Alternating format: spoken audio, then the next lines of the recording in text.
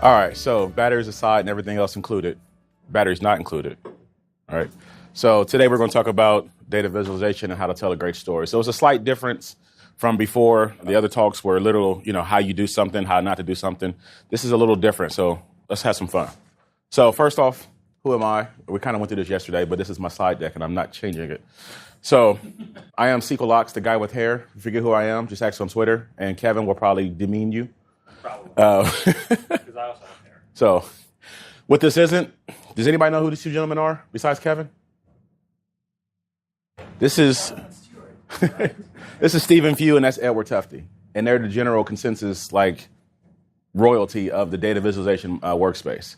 So usually what you have when you have visualization talks, people either fall into one or the other. They're pardon the analogy, they're the Republicans and Democrats of data visualization. Although they get along a lot better than actual real Republicans and Democrats. But they still can't agree. A lot of stuff they don't agree on. But we're not talking about them, so it's cool. Right? So this isn't a use this chart, use this color, do this, don't do that. Because at the end of the day, if you want to know how to do something, you just Google it, right? That's what Google's for, right? And you don't want to sit and hear me say, do this and don't do that. That's boring. I don't want to hear it. I'll sit down and go to sleep. So if I'm going to go to sleep, you should go to sleep. What this is, though, this is going to give you general theory and guidelines because sometimes you need to know when to wear white after Labor Day and why you can wear white after Labor Day. So with that being said, let's jump into this. Can everybody back there see this? There was a cool study done in 2011 by IBM. And even back then, 6 years ago, it showed that 90% of the world's data had been created in the last 2 years alone. Right. So think about that. Back in 2011, we didn't really have Snapchat. Twitter wasn't where it was today. All these new to Twitch wasn't streaming and stuff too. So that was 2011. Think about how today, we have even so much more data, and it's just going to get more prevalent as we go through in the world. So one of the things with that, too, is that as we create more and more data, the role of being able to display this data is changing. Because just think 10, 15 years ago, the role of, the data visualization was done for a report writer, a business analyst, right? But as we go forward, you're going to have everybody from administrative assistants all the way to CEOs. All the way to CEOs have to figure out how to display their data. So I coach high school football, and one of my kids, he's going to Wisconsin. He's 6'6", 290 pounds. He's a large human. But one of the things they wanted to do, not just know, can he play football? They did a profile of his personality, and then they actually visualized it on top of their other players to make sure he fit with their system. So it was a cool use of data to see how he fit in with their program.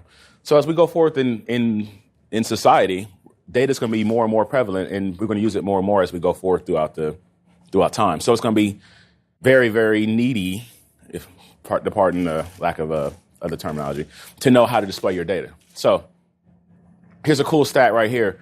Amazon makes over $83,000 every minute of the day. There's 2.4 million Facebook shares every minute. There are 72 hours of new video uploaded to YouTube every minute of the day. And this graphic's actually a couple years old now, so it's probably even more than that. So just think about how much data we're creating. We are creating data at a rate that the world has never seen. You can even consider it a new oil boom, right? We're creating data out the wazoo. That's why you have all these other things as like Hadoop and all these other technologies that are coming to figure out how to, process the data. But even processing it, we got to figure out how to display it. So back in 2013, if you were to take an iPad Air, which is about 0.3 inches thick, I don't want to do a millimeter conversion. Sorry, Canadian. So it's about 0.3 inches thick. And back in 2013, it would have reached 2/3 of the way to the moon. By 2020, we'll have 44 zettabytes of data that'll reach from the moon 6.5 times from the Earth to the moon. We're going to increase data that much in just 7 years.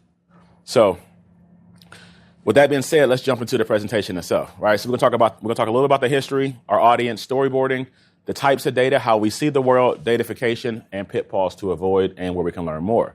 So the history of data visualization. This is the earliest known visualization that we can find. And it's from 6200 BC. Can anybody guess what this is? It's a count of... What's cave painting? What? Cave painting?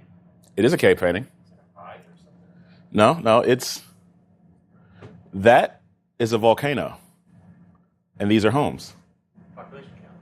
Well, it's a map. So that's the earliest known of any type of visualization that somebody had. So somebody knew 6200 BC that it was better to show somebody something than it was to tell them. So even back then, people knew that it was better to display data than it was to tell. So fast forward to today, what do you think is the most ubiquitous display of data today? No, display of data. What do you think is the most ubiquitous display of data? 3D pie charts. Exactly. What do you think is the most ubiquitous display of data today? You've either seen, well, a lot of us walked here today, but in the last 3-4 days, you've seen this. And we even use the name all over across the board. So, want to take a guess real quick? See? And it's a display of data. You didn't even think about it because it's so ingrained in you. You don't even think that, oh, that's showing me data. And if you think about it, that's actually a great display of data because you're not even thinking about calculations. You're not thinking about, you use fractions all the time. I have a half tank. I have a quarter tank of gas, right? You have all these, it's an easy way to show data, and it doesn't matter your expertise level because it's one of the most perfect displays of data. We're all used to it. We all understand it. And even as you go further and further and they get more complex, even all the way to Audis super complex, at the end of the day, it's still just a speedometer, tachometer, water gauge, and fuel gauge, right? So it's a great display of data. And we take the name dashboard and we call our dashboards because of that. That's why we have the name. So let's start off with our other thing. So right now, when we get requests, as it stands right now, how do we get our current requests for data? Does anybody do visualization here? How do you get your current requests? You mean requests for what I'm going to... Yeah, how do you get your work requests? The business users have some metric, something they need to see for whatever decision they're going to make, and they say, hey, I need a chart of this. Or think they want to see. Or think they want to see. Mm-hmm. That's a big one there, too. They right? tend to not always ask for what they really need. Mm-hmm. They ask for what they think they need. Right. And how do you usually get it? Like a ticket, walk up? It varies. Phone call? Yeah, all kind of ways. Sometimes Yeah. it's an email. Right. That's it. So you were... Yes, and change requests, emails. Mm-hmm. Hey, I need this.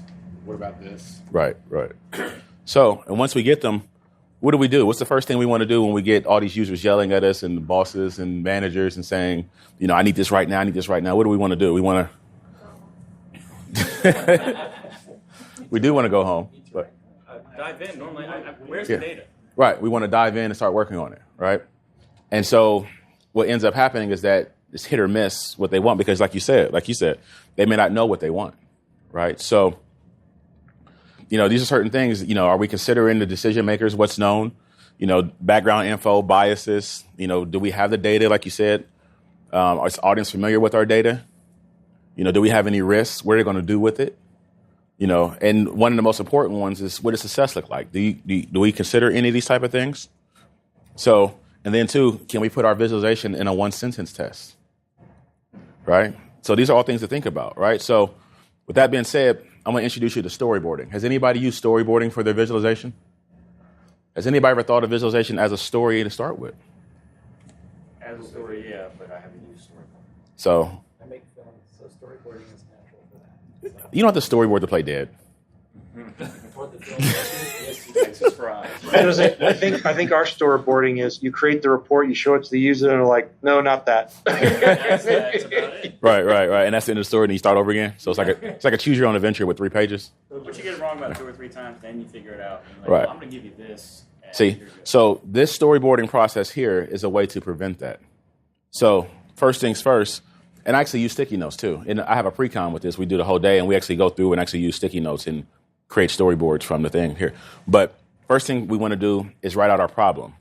So, and this is where the first paradigm shift comes in. The problem you're trying to solve is not necessarily what the request is. So your users can say stuff like, I need to see the last 3 months of sales week over week compared to last year, right? That's not the problem. That's actually an action. So what problem are you trying to solve? So that's the one thing we want to ask our business back, okay, why are we doing this? What are you trying to solve? What are we trying to do? And then once we have that, then we can go to the next one. Who, right? We talked about before, who's the audience? Are they decision makers? Are they line workers? Are they your coworkers, your peers? Who is the audience? Are they people who are not allowed to have privileged information, so you got to obfuscate some things? Who is this audience? Also, too, one of the things we got to think about is you. Who are you to your company? Are you a superstar? Are you new? Do you got to build trust? So these are things you got to think about as well, because you can do the greatest work and do exactly what they want, and then what happens is I don't believe that number. right? That happens. So you got to take this into account as you're building your visualizations. Who are you to your user? Who are you to your audience? Next, then we can get to action, the what.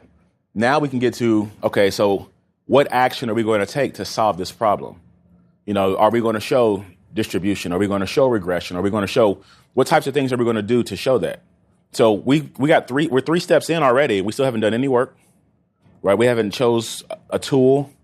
We haven't chose which graphs or charts we want to show. We're still working through this, right? And so now that once we figure out what type of action we're going to show to solve the problem, then we can decide on a mechanism. Because without knowing the first 3 things up front, we can't choose the mechanism. Because one of your problems may be, we can't get users on the field to be able to see the data in real time, which, obviously, so that's going to affect, Excel's out of the picture then, obviously, because you can't have mobile Excel reports, right? So all your 3 things come together to form, everything builds on each other. It comes back to form your mechanism. So now you look through your first 3 and you can decide on your mechanism. Are we using PowerPoint? We're using Power BI. We're using Excel. Are we a weird company that uses Tableau, right? So once you have these 4 things, then you can go to your tone. How many people have ever considered the tone of their report? Yeah. See, so think about this. Let's say your company, unfortunately, has had $30 million losses for the last 8 weeks, and you got to chart it. Do you want to use red? Mm-hmm. See? So, considering because the tone affects everything from the colors, which affects how you feel, right? You don't want people jumping out the window when they see your chart. You don't want people saying, "Oh, the world's going to end," right? So, you got to consider the tone, which affects your colors. And then once you have these 5 things, then you can do the how. The how becomes the graph and the chart after you have everything else. So the cool thing about this is that you can actually do this in like 10 minutes. And then what you do, you take this and you present it back to the user who requested it. You say, is this the story that you were trying to tell? And a lot of times they'll say no, because that's not really what they wanted. But the fact that you've given it back to them, they will appreciate that, because now it's like you're listening to them. A lot of times we hear, IT doesn't listen to us. IT doesn't, they're just, they're the cost center who doesn't, So giving this back to them, they can say, okay, you know what?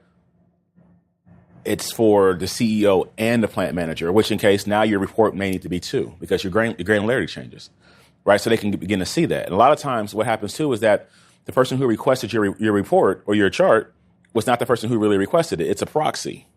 So they can say, oh, you know what? Let me go ask such and such who actually requested it. And they can show them that. So now they have a good idea of what's to come. And then you can take this once you and your requester have agreed on it and build a mock-up and begin to see exactly what they want, what they're getting at. So knowing all that, we get into types. There's 2 main types of data visualization. Nearly everything, you don't want to say everything because there'll always be a caveat, but nearly everything falls into these 2 categories. You have exploration and explanation. So exploration is exactly what it sounds like. Think of Lewis and Clark, charting out the West as they were exploring. They knew there was land there, so they knew there was data. They just didn't know what they had. So they're out exploring and charting and stuff like that as well. There's some bumps in the road, right? So they're exploring. They're data scientists, right? They're exploring what they have. The other part would be explanation. And this is where most things fall into the picture, because you're trying to explain something. You're trying to answer a question. You're trying to show something that you already know the data's there. You're trying to show what? You're trying to answer something for somebody. So pretty much everything falls into exploration or explanation. And the same way there's 2 types of data visualization, there's 2 types of data. You have qualitative data, which is stuff like a color, a gender, a type, categorical type of things.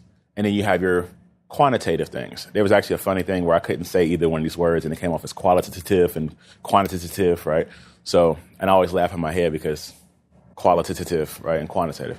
But the quantitative is literally numbers data, stuff that you can count, right? It'd be your fact tables, your semi-fact, additive facts, stuff like that.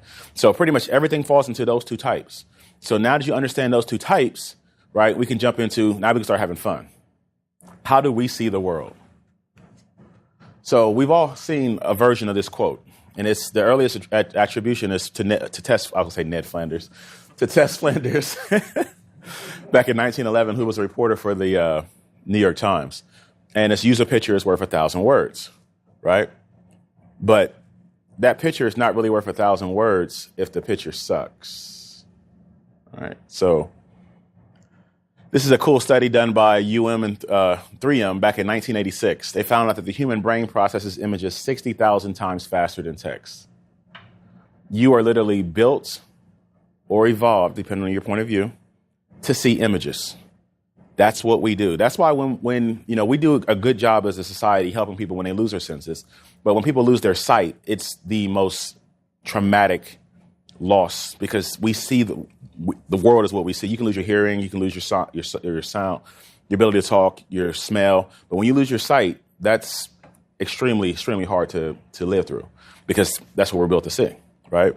So MIT found that 90% of the information transmitted to the brain is visual. So think of all your nerves and everything, seeing the images back. Your brain is still getting 90% of its information from your eyes, right? Literally everything we do is what we see. What we see is how we affect the world. That's how we. So one of the funny things about, is I have in my pre-con, we talk about we don't all see the same thing. Remember that dress that stopped the internet? What color was the dress? Was it blue or was it white and gold? Was it? Couldn't have been both. Right? But that's to show that we don't always see the same thing. Right? So we take that into account. So we'll look at Ninio's illusion, extension illusion. How many dots can you see at one time? Look at it, Randolph. You see one at one time? At one time? Two. Maybe two. I had a lady say one time she could see 9. I was like, how do you see 9? I was like, they're not even lined. There's 4 rows of 3. 3 rows of 4. I was like, how do you see 9? That doesn't even make sense. Like, if you said 8, right, 4, all 12, she said she could see 9. I was like, you have some kind of weird superpower, right? Can you fly too? But does anybody know why you can't see all 9 at the same time? Cognitive overload. It's too much information for your brain to process at one time. You saying I'm dumb? So, Say that right. you notice how we just kept going with that. But we're just going to roll along with that. But it was heavily Right. implied. But so think about that, right? And we'll get more into that too about, when you're, one of the things that we see, we like to, and a lot of management do this. Let's say that wall was the canvas for our dashboard, right? And the manager's like, well, we got all that over there. We can, but it's too much. When you have too much, you just literally, what you just want to do there, like Randolph literally covered his eyes. It's too much. You want to ignore it and keep it going, right? But what if that's the company report that has everybody's bonus and stuff in it, right? Nobody wants to see it, so people aren't really looking at it. You don't want to become the person, remember the audience, who's known for creating something that we don't want to read, right? One of my clients, and Kevin has actually seen it out. If we have time, I'll show you at the end of this. Creates a what was it? Is it not? There's like 60-something page report that has all kinds of craziness in it, right? And there's actually useful information for me, but it has an auto delete rule because I'm not going through that. That's like 60-something pages, and it changes too. So it's not like I can always go to 46, right? So it's just too much information, right? And it's good information, so it needs to be broken out specifically and done like that. Don't try to put everything into one container because it becomes, a container of M&Ms and Jelly Bellies and jelly beans and gas station jelly beans and trying to find the blue Jelly Belly, right? It's just too much. It's too much. You don't want to do that. It's not worth the time, right? So one of the ways that we can work on this is the Gestalt principles. Did I say it right, Kevin? Probably not. Yeah. So it's introduced by Christian von Effenfels, and it's a term we like to say is the sum is greater than the whole, but it just means it's different than the whole. And it's the ability of the mind to generate images from what it sees. So the first one is the law of Pragnanz. And as we see right here, we have the Olympic rings, right? And we've seen it many, many times. And it's the Olympic rings. I know it's Olympic rings. It's not really any rings. It's actually some curved colored lines that don't intersect, right? And when you stop and think about it, you're like, oh yeah, the mind puts them together and finishes it and makes them rings. So we can apply that same type of concept to our charts and visualizations, right? So we have a simple column chart. And, you look at it and you say, okay, yeah, we got, the yellow is, less than the blues over here and stuff too. We can kind of figure out what's going on. But one of the keys about visualization that we want to do, we want to make it so that we can instantly perceive it. The longer it takes somebody to perceive one part of your visualization, the longer it takes them to perceive your whole thing. And things begin to add up. So you want to make it so that you have instant perception of your visualization. So if we apply the law of Pragnanz to this column chart here, right, we can instantly see that's a lot easier to read. We don't have to think about it. You just instantly know it's actually a pre-attentive attribute. You actually already know, you can actually see, because we read in the Western world, we read in a Z pattern. left to right, top to bottom. So if you have a worldwide audience, it changes as well. So that's talked about your audience as well, too. If you have a global audience, you got to take into account. We'll see how colors affect different audiences a little later. But you got to take into account your global audience as well, because if they read right to left, then you got to take that into account. I remember the first time I saw a lady sign her name right to left, I thought that was the coolest thing in the world, and I tried it, and it doesn't work. You can't write N-A-T-H. I mean, I can't even spell my name backwards. But, right, so it doesn't work. So then we have the law of continuity. And our minds put together, we see two lines, even though it's just a bunch of dots, because we fill in the blanks, literally. We want to see a picture, even though there's no picture there. Actually, even these pictures on the wall, it's actually a good thing on the wall, right? We see 3 pictures, and there's thousands of individual pictures on the wall. Our minds form those together. That's actually the law of Pragnanz in the pictures. So with the law of continuity, going back to our column chart here, right, if we want to see a trend, we can just throw a trend line, and we automatically see. You don't have to have any labels. No, you've all seen the charts, too, where you got labels pointing at it and everything, too. Like, look at this, it's going down. And you're like, I know, I can see that, right? So then we have the law of similarity, right? And you may be too young because you don't remember the Batteries Not Included movie, but there was a Sesame Street thing. It's like one of these kids is not like the other, right? So that was actually one of my favorite sketches, because I'll tell you why when I'm not on camera. But so, it just stands out. So applying this to our column chart, one of the things, before I even mention that, so one of the things about this, too, is that when your mind sees a column chart or any type of chart, too, and you see multiple colors, you're going to subconsciously wonder why the colors are different. So if you're not trying to show 5 different series, don't make them 5 different colors, because you're going to subconsciously try to figure that out, even whether you realize it or not, because your mind's like, why are there 5 different colors? You're trying to show me something. So we make them all the same color. It's easier to process, right? Even looking at it, too, right? That's a lot easier just to read when they become the same color. So moving on, we have the law of focal point. This was one of my favorite pictures as a kid, and I still love this to the day, right? And the law of focal point is so strong, and you don't even need a whole bunch of black to do it. Anybody ever get like a brand new monitor, and you get ready to play your favorite video game, brand new TV, you sit home, you got an 85-inch 4K TV, you done paid $8 billion for it. You got your friends over, you about to watch the last episode of Game of Thrones, about to watch the Super Bowl, whatever, or sports ball, as Randolph will call it. And, you sit down at the table and everything, too, and there's like one dead pixel, right? It doesn't matter how big the screen is. You see the one dead pixel. That's the law of focal point. That's how strong a focal point is. One dead pixel can bring your eye to that point. That same thing, though, we can apply that to our charts. So if I want to point out the second column, I don't have to put all these arrows and stuff pointing to it, right? I can just change the color. And I don't have to say anything now. You just saw it. It's just there, because your focus now went right to that. So same thing here with these Excel sheets, right? And this is one of the things, too. So let's look at the first one right here.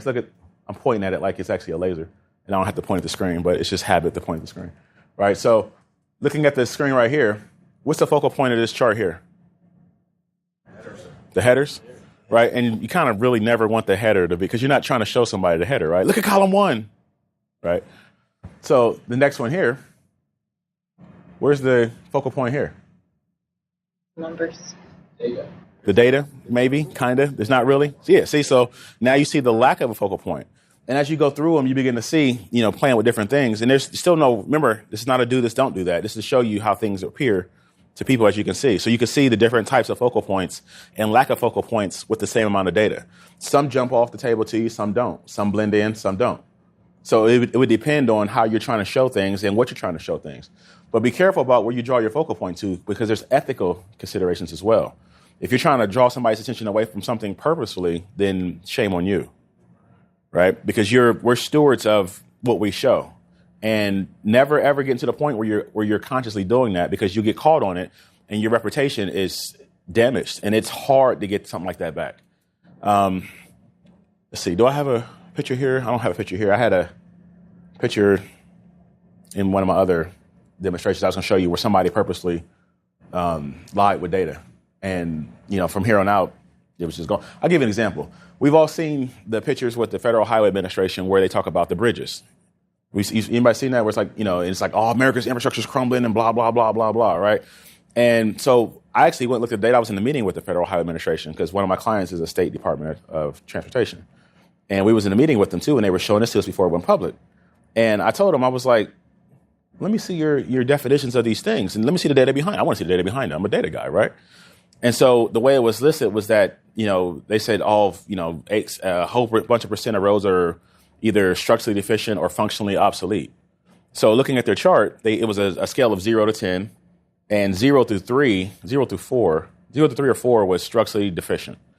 But 0 was the bridge had already failed or been destroyed. 1 was the bridge was already closed, was going to be torn down. 2 was the bridge is going to be closed, about to be torn down. 3 was the bridge is about to be closed, right?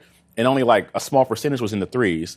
And then like 4 through 6 or something like that was functionally obsolete. Functionally obsolete means that this aisle is meant to carry 100 people a day, and I'm trying to put 1,000 people through it. It just means it can't support the traffic going through. It doesn't mean it's going to fall.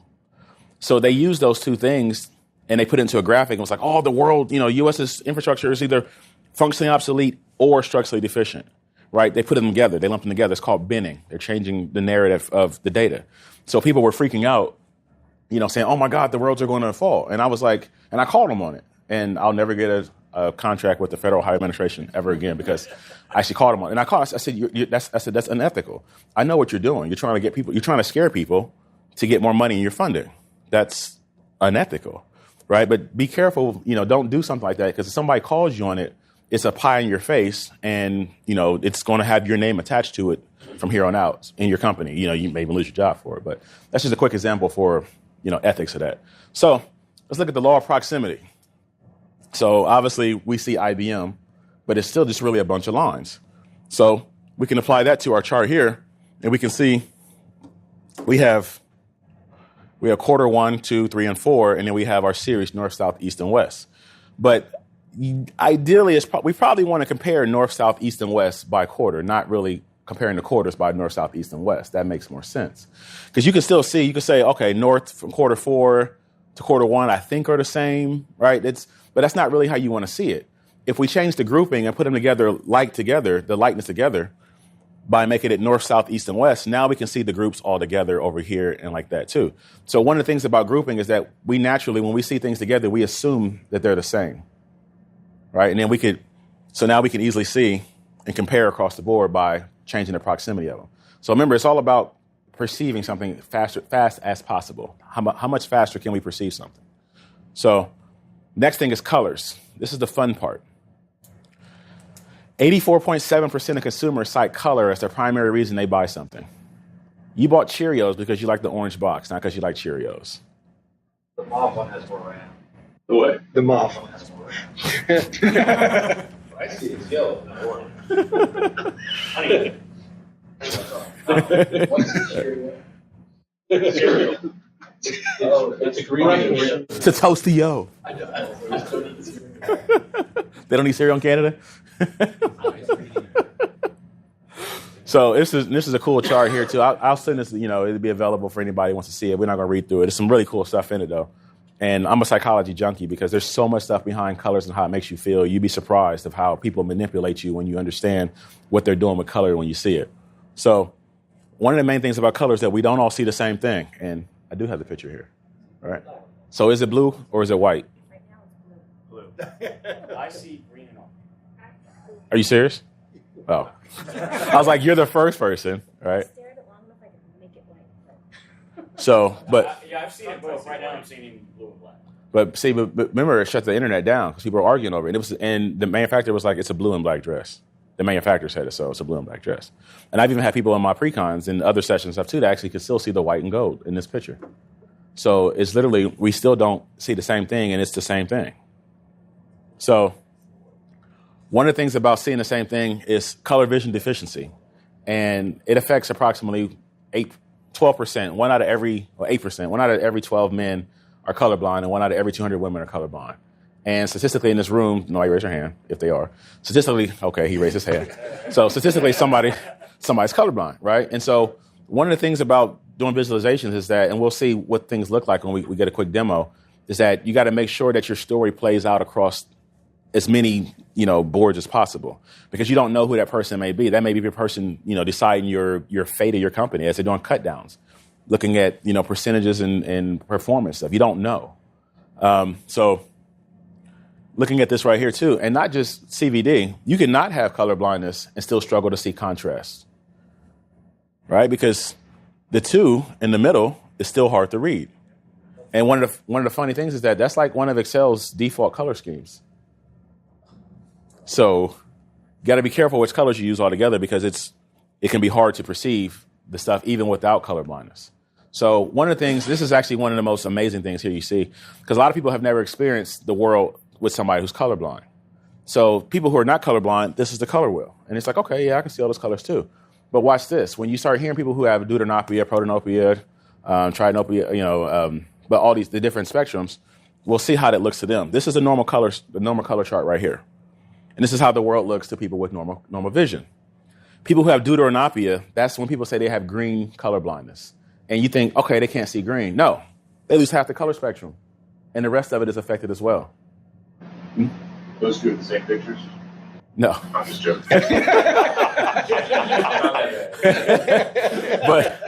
but they lose half the color spectrum.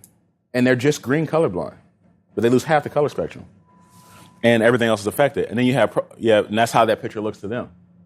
Then people who have protanopia, they have red color blindness, and they lose the color spectrum that way, and it's affected that way. And that same picture looks like that to them.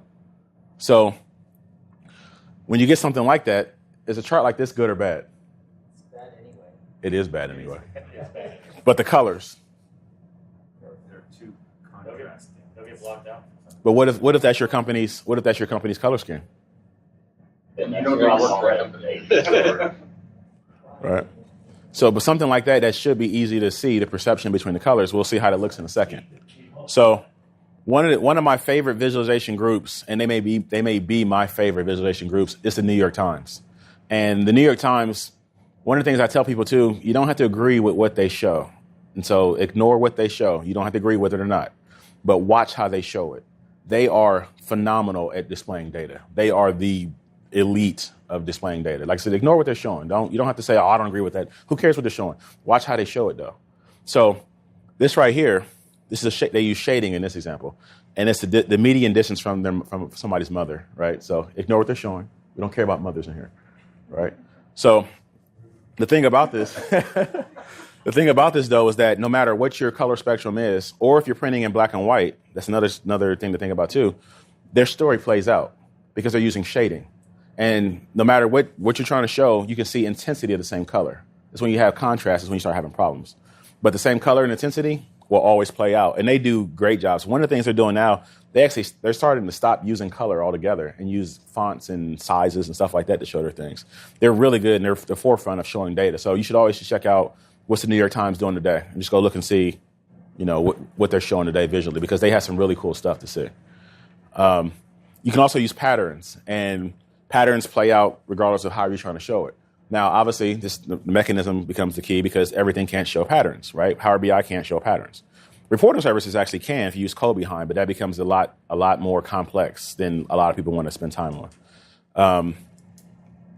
So let's get a quick demo here. So this is Coblis, the colorblind simulator. And one of the things that I do with Coblis is when I have a visualization, even if I went through all the laws of Pragnanz and all the color stuff too I wanted to go through, I'll still screenshot it and upload it here to make sure that it plays out in the spectrums and in black and white, to make sure that my story comes through so that I'm not losing any information when it's displayed. So let's look at that first one, that good or bad. Right? And so we can see off the bat, how it looks normally. So now we can go back and say, okay, well, how does it look in black and white? Right. But now you look at the colorblind spectrum. There's the red blind. That's red color blindness. That's how it looks to people who are red colorblind. Right? Does your story still play out? No, not at all. Right? And then green color blindness. A little better, but still not what you wanted. Right? And then the blue is not as bad as all. Right? That still kind of plays out. But look at that though, the red color blindness. Right? And there's actually a lot of colors that can do that. And I picked the most prevalent one because I displayed this on different monitors and different color, so I had to get the worst example. But you can see already that that's not great. Right? So let's look at the pattern one. right? We can see there's the normal version.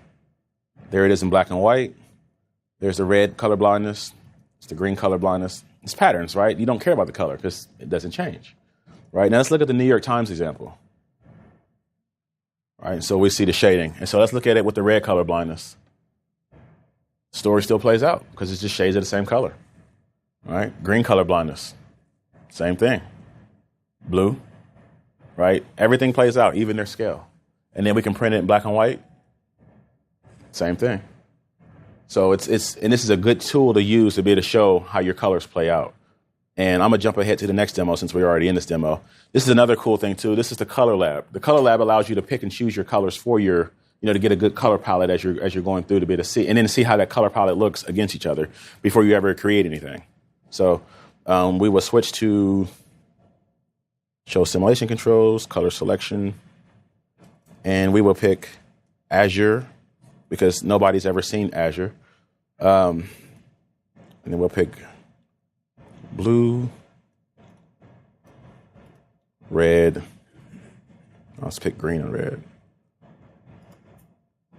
All right, and so as you can see, too, you can also throw in RGB values if you have those already and you want to see how they look against each other. So now that we have our colors here, we can actually go back to our simulation controls and change it and see, simulate colors as perceived by a user with protanopia, the red color blindness. Right? We see the red and the green have issues together. Right? And then we can see it with deuteranopia, right? Once again, right? And you can actually see your whole website through colorblind eyes too. They have all of that too. But you can play around with the different spectrums and see your color selection before you ever spend any time developing anything. So this is actually good before you get the request to go through and get a go-to color scheme. So I have a go-to color scheme that I have depending on where I am. Because like one of my departments, like my department of transportation, their main colors is nasty green. So they like to see things in their nasty green. So I got to pick things that play with nasty green. So I use nasty green, a slight less nasty green, a slight more nasty green, right? So.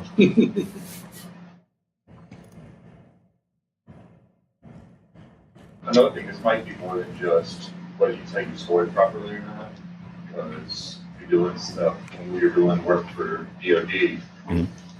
With 508 compliance, it's actually law that you can't necessarily use differentiation in color at all to distinguish something. So we would have to say, we would mark a required field red, and then we'd also have to put an asterisk next to it. Mm-hmm. So for those 8%, they couldn't tell the red versus the black or something of that sort. You still had some, so it could be even bigger than just does this work or not? Does this tell my story? It could be law. Right, and that's a good point because right now even the ADA is going to change soon because they're going to add colorblindness as a protected class to be able to make. So that's a good point bringing up the law. So it's going to be law that you understand how to do this stuff. And even I think it's SSIS. They changed their color scheme. It used to be blocks of green and now it's lines. Mm. They did something very similar to that. They did both the texture and the color, so you can see it either way. Yeah. Thank you. So what can we do? We got to be conscious using reds and greens together. And, preferably we want to find a color-friendly palette off the bat or use shadings and patterns, and then we can see the color lab in Codeless. So going back through that, we don't see the same thing. We understand they have innate meanings and feelings, right? So understanding they have different feelings and meanings, let's look at the color wheel. So this is where stuff really gets crazy, wacky, and out of hand, right? So we'll start off with the color orange. And orange combines the energy of red and the happiness of yellow and joy and sunshine and tropics. And one of the crazy things about orange is that children love the color orange. Like children love the color orange. But here's a funny thing. Adults either hate it or love it, right? Somebody in this room hates the color orange. See? And you see that? But it's literally like, there's no, it's right? You'll notice there's no orange on my business card. So you can see, it's one of those love-hate type of things. Now, here's the cool thing about it, too.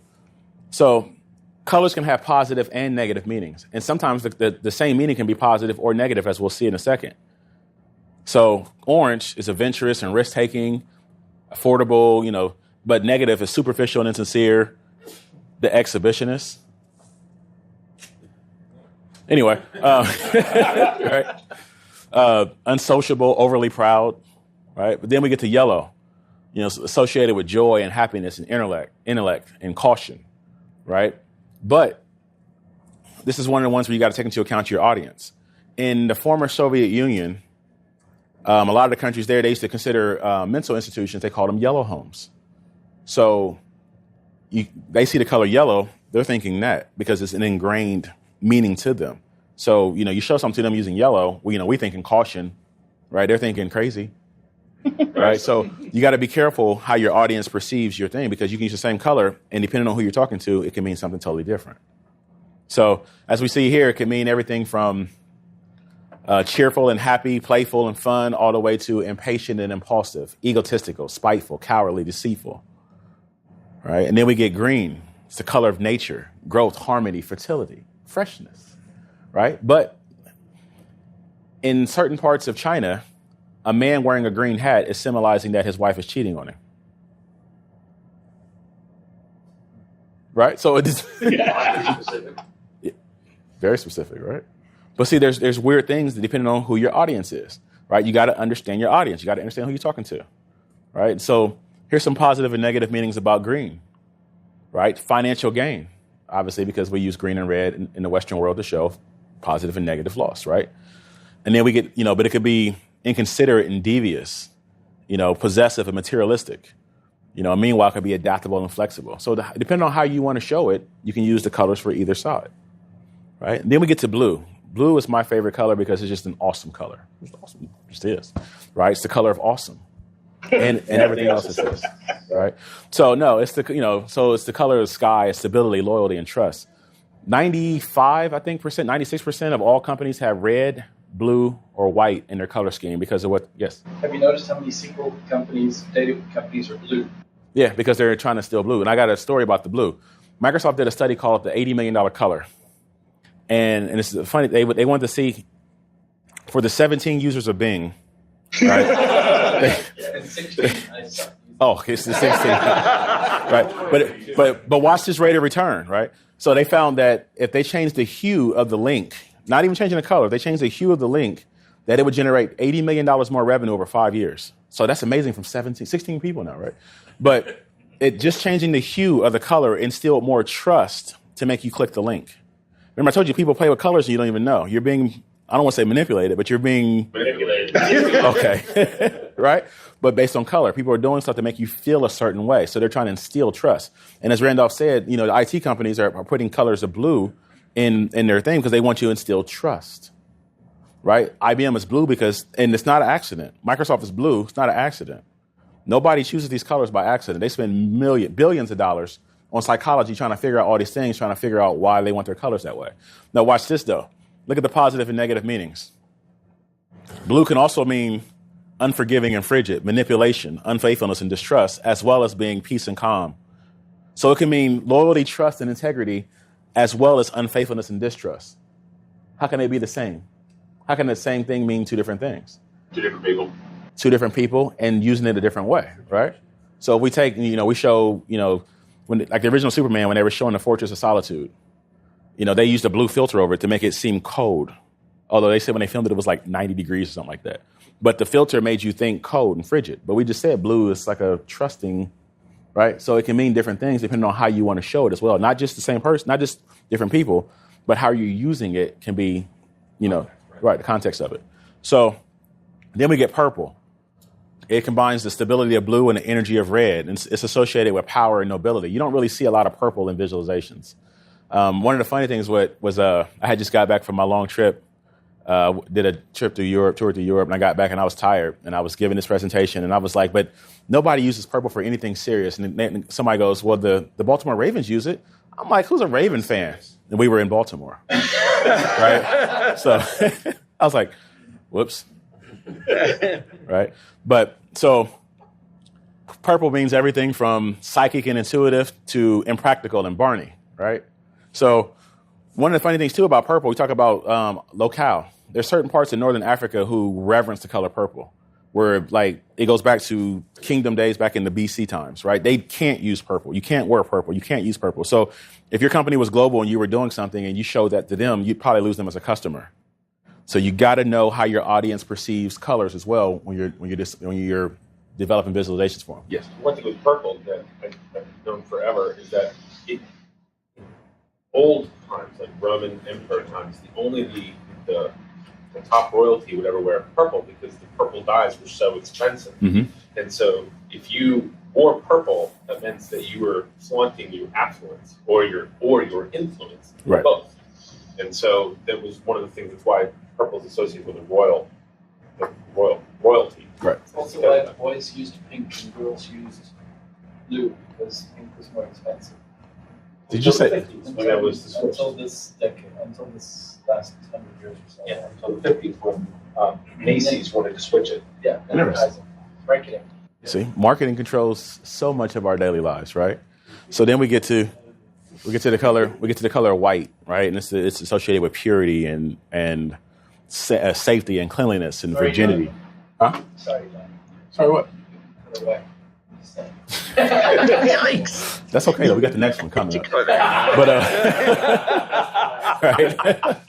So, but it can stand for everything from simplicity to cautious to critical and boring, depending on how it's being used, right? So, and you got to be careful with white because white's usually your background, right? We'll talk about a little bit about white space and stuff as well. It's you probably don't want your background to be, I'm sure we've all seen like the charts and stuff too, where they make the default black and they put stuff on top of it.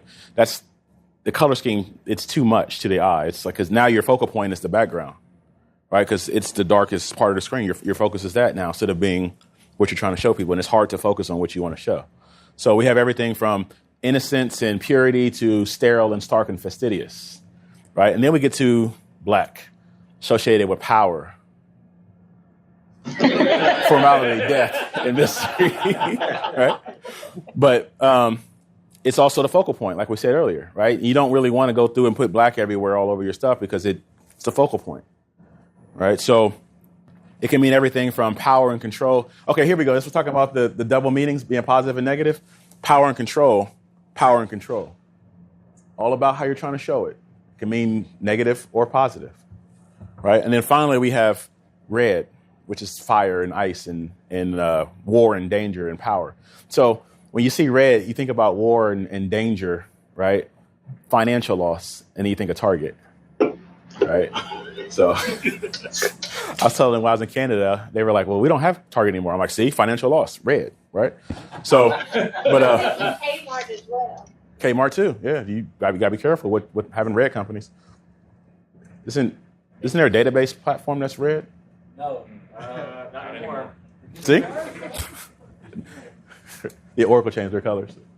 But everything from action, power, energy, and speed to financial loss, right? So as we were saying, so now we see all these different colors and stuff too. When you have that unfortunate situation where your company has lost $25 million every day for the last, 6 months, you don't always have to use red because that's going to make people jump off a cliff. Throw you out the window. Right. Unless that's what you want. That's true. So There is that. then we have simple design concepts. We talk about white space. And one of the things about white space is there's a fear of it. And as we talked about, too, using the wall back there. It's like we have so much more room, we can put more stuff on it. No. I'm going to give you an example of white space and how impactful white space really is. I pledge allegiance to the flag of the United States of America, to the republic which stands one nation under God, indivisible, stands one nation under God, justice for all, right? It was close enough. Hey, it's close enough, right? But see, so I gave you that, right? You knew it was the Pledge of Allegiance, right? And it's, okay, so what, right? But if I do this right here, I say, I pledge allegiance to the flag of the United States of America and to the republic for which it stands. One nation under God, indivisible, with liberty and justice for all. Right? I gave you pretty much the same amount of data since Kevin pointed out that I messed up the first time, right? But it's pretty much the same amount of data, right? One was a lot more impactful than the other. It's a congressional speech. And it's right. But one was a lot more impactful than the other, right? And the same data, but I added white space, audio white space. That same impact happens when you use white space in your visualizations. It allows you to draw attention to where you want to draw attention to. I could put inflections on any word I wanted to because I put the white space in it. I can emphasize any part of the pledge that I want. It's my story. It's my pledge because I'm controlling the white space. If you don't control the white space, you have no idea where somebody's going to look on your visualization. So your most important visualization may be up in the left quadrant, but they may be looking down there because they don't know where to go first. There's just no white space. It's just too much, right? So A lot of this too has ties with photography, leading lines, rule of thirds. Do you find that also works with the charts? It does. Okay. It does. Yep. The rule of thirds actually real well too. But most importantly though is that because of how we read left to right, it's putting stuff in that top left. So even like if you have a header for something too, instead of centering it, it actually works better in the left, even though it seems off. Yeah, it'll seem off. You want to center it, but it actually works better to the left because that's the first place you read. No matter, it's like we want to center everything, but you want to put it in the left because that's the first place you read. That's the most important part of your visualization should always be in the top left because that's where you read first. Otherwise, you run the risk of somebody reading something that you don't want to see first. So next thing is font type. And these are actually 3, and what the numbers for sans serif here. That I got this from the New York Times again. This is their recommendations. Is that these are actually very good fonts to use in your visualizations because, as we'll see in a second, font allows you to either slows your processing speed down or it speeds it up. So, and then font size. This is something that they're doing too, and I mentioned that they stopped using a lot of color. So one of the things that you can do to show a trend, you can just make it bigger. You don't have to visualize it in a picture. You can just make the number bigger, right? So, if this number is bigger than this number, that's the bigger number. So, and you can use it to show changes in value, right? So looking at this, which one of these charts is easier to read, right? And it didn't even take you didn't even have to think about it. Why do you think the left one is easier to read? They're same bar charts, they're labeled differently. Why do you think the left one was easier to read than the right one? It's the font. Just that quick, he was able to perceive that the one was easier to read than the right. They're the same one, they're the same chart. Only thing that's different is the font. So the thing we see about it is mentally, our mind is like, okay, why are these numbers bolded? Why are they different? Why are they stylized? Are they trying to show me something else? And your mind actually does that subconsciously, and it slows the processing down. Even if it's just hundreds of milliseconds, you instantly perceive that the left one was faster to read than the right one. Right? So think about that combined with other things and more stuff as you combine more and more charts and stuff on top of each other. You want to make it as quickly to perceive as possible. So looking at the serif font, your mind actually sees these little small things. It goes through and sees these little tilly thingies. I forgot what call. It's actually really good in print. It's actually really good for print, but it's not good for visualization. So here's that picture that I thought that I put in here. I should know this. This is my session, right? I don't mind surprising it's my slide. This is actually real. I got an email from somebody or a text message. They took a picture of their screen at work. That's interesting. It was like, oh my God, this is real. They just did this. So if you look at it, it says, do you feel you're faced with adequate job growth opportunities within your company? Right? Who can tell me what's wrong with this? The numbers don't match the circles. Yeah. What else? Colors and the size of the circles. They're using passive voice. That's a Kevin answer. That's true. That's a Kevin answer. Right? But and one of the, he said too, this was he actually zoomed in on. So he said it was actually a small section at the bottom right, and they did this. So what they want you to do is read it in passing, and you look at it and you see if you read it in passing small, you say, oh, well, everybody's satisfied with their job growth opportunities at the job. You don't even think about what you just saw. Moving on, right? Ethics. This is not an accident. This was done on purpose. Right? Some things you can see, okay, they may have messed up with binning and stuff like that too. You didn't mess up on this on accident. Right? So the size of the circles, the color, right? So for me, that's how I know it was purposeful because they actually made the color focal point darker so you would see the yes as well. Right? So if it would have been like in the no or not sure, I'd have been like, okay, maybe they messed up with the size. But no, they multiplied, drawing your attention to the yes to make you believe that you're happy with the job opportunities at that company. So he took a picture of that and sent it to me. So I'm not going to tell you what company it is because it's actually a pretty good company. But that's real. That's one of the ones where somebody calls you on it, you lose credibility with them. So it's like, now, and he showed it to, he told all his coworkers and everything too. And so now, there's like, when management says stuff, they're like, you guys get recess. So we're going to start wrapping it up here. We can get moving on. So we want to make sure that we're keeping it simple, right? We want to, even with all the things that we've seen, we want to keep it simple. This next chart is real. Woo! So, does anybody want to guess what they're trying to show? Right? For me, I saw AT&T logo on the Death Star. That's what I saw. That's what I saw. It's not the same I see thing. breakdown. You see what? Game breakout. Yeah. So, what you want to know what this really is? This is real. This legend is Barcelona. This is Manchester United. Goal, shot, pass, touch, dribble, tackle. Right, your face right there. That's a game chart? Why? Yeah, they're charting a game. That's actually a game chart. This is actually a game between Manchester United and Barcelona. Why? Exactly. So what this shows too, though, is that this is actually it looks like something that should be in MoMA, right? But we got to remember, we're trying to show data. We're not trying to show the world how great of an artist we are. This is not, visualization is not your time to show the world that you belong in MoMA, right? I don't care how good of an artist you are. This is not the time for that. Don't do this, right? Because if you become known for this in your company, people are just going to auto delete, right? And then if everybody starts saying auto delete, it's like, why do we even have this person here, right? And you're gone, right? So that's real. That's real. Data hidden. Huh? Well, it looks like in the upper part. Yeah, it's second half. color. Yeah, that's the second half. I'm guessing it's meant to be turned. It rotated. Yeah, it's Yeah. 3D. Oh, okay. So it's being interactive. Whoa. Yes. Yeah. That's real. So, this is hospital prescriptions from August 2007 to February 2008, right? Anti-diarrhea. But,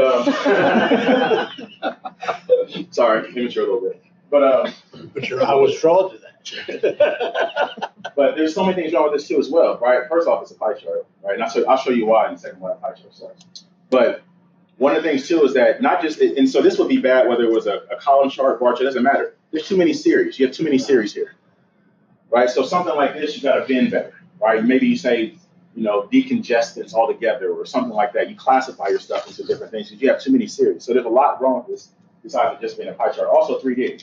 One of the things about 3D, and this is actually a good way to show that, is that when you make something 3D, even with the best chart, when you start spinning something on its axis, you lose the ability to actually compare size because things look different. So as we see down here,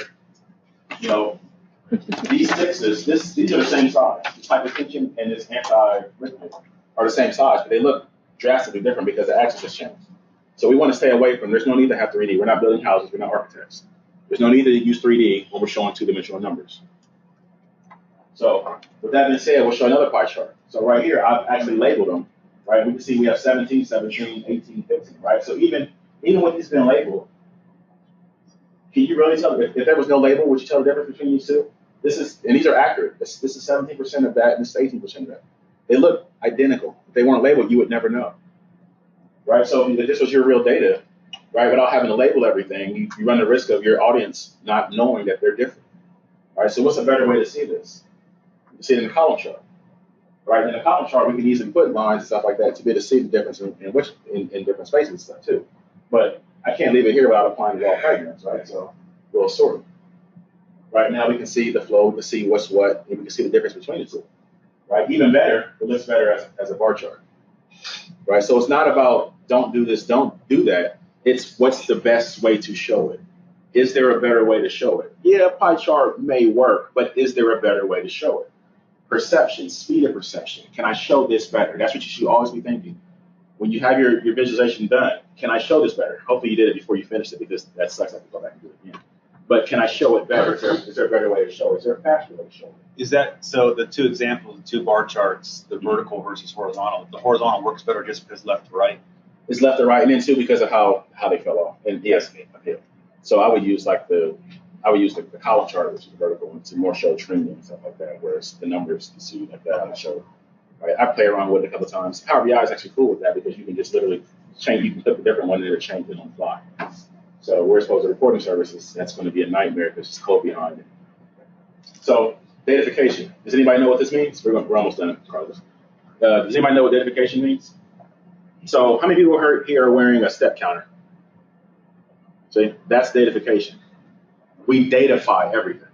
And it's good, right? We have step counters because we can monitor how active we are. We want to make sure that we're doing the right things for our health, right? When I am home, right? Look at the camera go. I have a mattress cover that monitors the quality of my sleep because I don't sleep. So I want to make sure that when I do, I get the quality sleep. Right? So we have step counters, we have calorie counters. We're doing all these things to help, and it does better our life. It increases the benefits in our life. But there's also a danger behind it too. We got to be careful with it. I'm gonna give you two examples real quick. One of my clients a long time ago was a retail company, and I was going through converting reports from Cognos to reporting services, and I was going through trying to make sure the calculations was right. And when you walk into a store, you hear the ding ding. Those are people counters counting traffic, because you can't have sales unless you have traffic. So what they would do, they would say, they would give bonuses to the stores when they had enough people in the store. And so I would go through and say, hey, Doug, what's the calculation for, the counter thing? And but Doug would laugh at me. I go to Carlos. Carlos would laugh, right? Emily laughed. We go to the room, and then finally, I was like, why is everybody laughing when I'm asking for this calculation? They're like, this is the random number generator. I was like, what? Yeah. They called it the random number generator because it didn't work. So they would just pick random numbers. Remember, they're applying financials and bonuses to these stores off of numbers they're just pulling out of the air.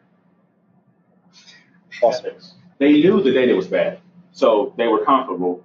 They're a private company too, so there was no regulatory stuff. Right? They make money hand over fist. And I'll tell you if you want to know. But they were making money hand over fist, and so it was interesting to see, but they didn't care because they weren't losing any money. So, but that was a situation where their data was bad. They knew it, and they were acting on it. Another example of datafication would be, this is, we'll touch you depending on where you stand on the spectrum. November the 1st, 2016, there was a presidential candidate that statistically could not lose. There was a 6 to 7 point lead in the statistics, and statistically you can't overcome that in 7 days. That's impossible. Now we know 7 days later that person didn't win, right? To the point where they didn't even have a concession speech because it was impossible for them to lose. They could not lose because the data said so. The data, which we always say, let's go back to the data. The data said they could not lose. So obviously they lost. They were embarrassed. They didn't have a concession speech and blah, blah, blah, blah. But what happened? So we go back and look at the data, the Gallup poll, the CNN poll, all these polls. Were they wrong? Were the calculations wrong? No, not at all. Their calculations was dead on. The source of their data, we had social desirability bias behind it. People were telling the pollsters what they thought they want to hear, not what they were going to do. So all this stuff was based off of what somebody was saying, and it was wrong. The source of the data was wrong.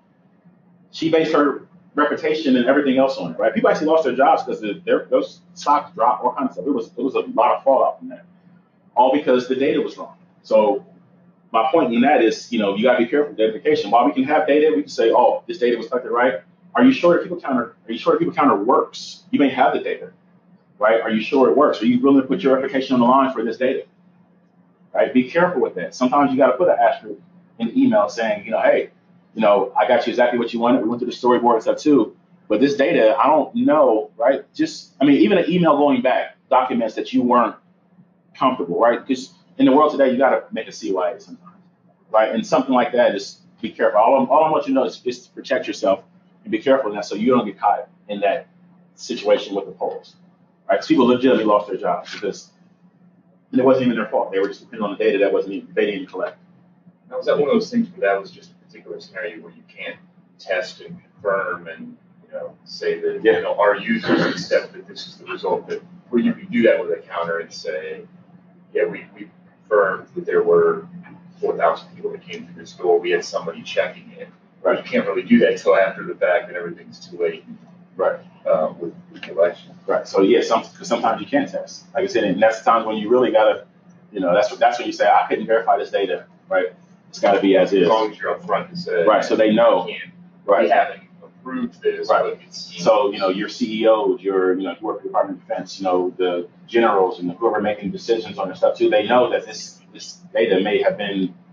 Right. Yeah, I guess especially if you're doing some big stuff, right? Right. You can't test it and then say, oh, okay, well, right. This will work in the future. Right, because your model may come out your model is based off of data that may be wrong. Right. So yeah, your calculations may be right, everything may be right, you've done all the law Pragnanz, everything's good, but if you didn't do those small things, it'll still be wrong. So pitfalls to avoid: not engaging the audience or the user first, bad data, not understanding, right? Color abuse, poor design, visual clutter, not enough white space, not keeping it simple, right? Datafication and pie charts. So, funny thing about pie charts, real quick. If anybody ever asks you, because you've always heard people say, don't use pie charts, but nobody ever says why, right? So, How much bigger is this circle than that circle? 18%. 25%. It's 100%. Roughly, how much bigger is that square than that square? 4 times. Why is that so much easier to pick out that this is 4 times bigger than that? That circle was, it was hard to figure out. Area of the circle math is hard. And that's exactly why. We struggle with area and diameter and pi, because pi messes everything up, even though it's good sometimes. Pi messes everything Pi up. is always. This is why people think the Earth is flat. It could be because they don't want to do it. But no, but that right there, as fast as you're able to pick that up, that's why. So remember, it's not so much don't do this or do that. It's that there's faster ways to show it. So it's a pie chart, not a pie chart. You think the Earth is cute? No, he's saying that mountains are fictitious. The Earth is actually it's actually a triangle. But and then too, and then so not just in terms of the size itself, but then we start doing stuff like, slicing it and stuff too with angles. We struggle with angles and diameter of a circle, area of a circle, right? It's just because of pi. It's literally because of pi. So that's one of the quick things about not using pie charts. It's because of the perception of how long it takes to figure out what's going on with what. Is that why tree maps? Tree maps and brick charts are actually really good. I actually use tree maps are my go-to, especially in Power BI because it's default. Yeah. There's a brick chart you can get from the custom vision store as well. Brick charts are kind of same as a tree map, but they break out into 100%. They're little, so think of how the tree map looks with percentages, Right. but a brick chart would be 100 bricks inside of it. And literally, if it's 1%, there's 1 brick.